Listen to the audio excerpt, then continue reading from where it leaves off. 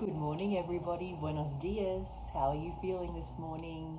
Hopefully you are well rested after a lovely, relaxing night of sleep and ready to start the cycle of a new day. We're on day 154 of the year today. I'm enjoying a beautiful sunny morning from my friend's house in Johannesburg in South Africa. Just waking up slowly, taking some deep breaths, checking in with the natural world around me. It's a beautiful blue sky day. The birds are chirping. It's so nice and quiet and peaceful here. So hopefully all of that is available to you as well as you start another day. We're on day 154 of the year. And according to 365 Tao by Deng Ming Dao, our word for today on day 154 is Sheaths. So grab your book, grab your journal and something to write with. Find yourself a nice, quiet and comfy place where you're not going to be disturbed for the next 15 minutes while we read together. Get grounded and present. Focus on your breath. And let's start reading together on the day 154 on the subject of sheaths.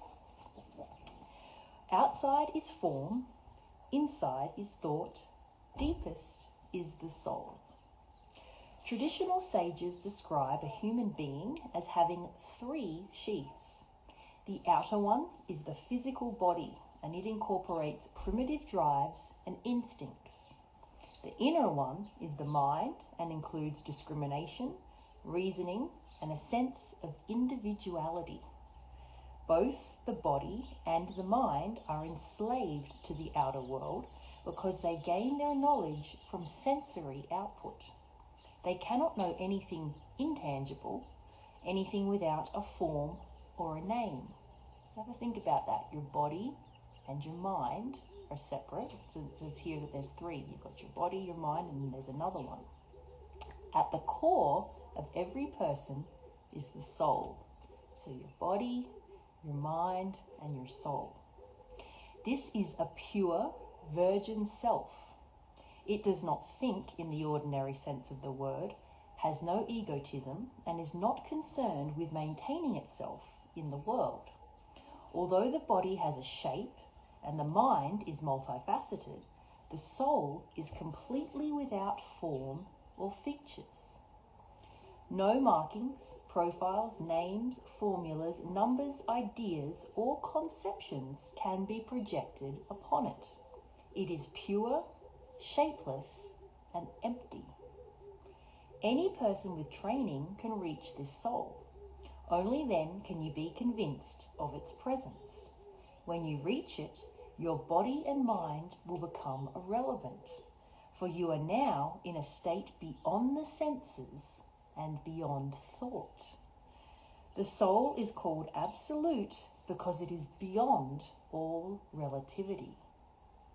So have a think about that, your mind, your body, and your soul. So your mind and your body, they're sort of more of an outward expression, and you can actually see your body, right? It's something tangible, something you can see. Your brain, also, it's a tangible thing. It's an object that exists. But your soul, it's not, right? It's not a tangible thing. Everybody has a soul inside of them, but it's not something you can see or grasp. It's there, but it almost it's indescribable, as it says here as the Tao. The body, the physical body you can see.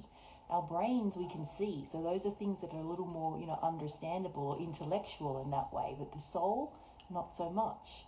So maybe take a few moments to think about being broken down into those 3 sheaths, as it says here, your mind, your body, and your soul. You might want to, in your journal page, you might want to divide it into 3 and perhaps just free write about what your understanding of those things are, your mind, your body, and your soul, how they're interconnected.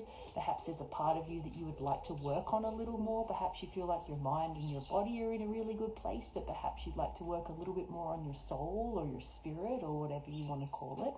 I invite you to reread this in your own time and really think today as you move through your day. Think about these 3 individual sheaths of yourself, your mind, your body, and your soul, and how they're connected.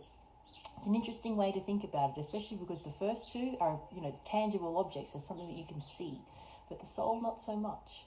So perhaps have a think about how that soul, that word soul, that concept soul, how does it relate to you? And how can you relate to something that you can't actually see or touch or define? It's a very interesting way to think about it.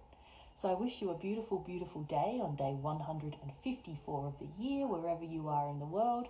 Sending you a big hug from Johannesburg in South Africa, and I look forward to chatting with you and reading with you tomorrow. Thanks for being here.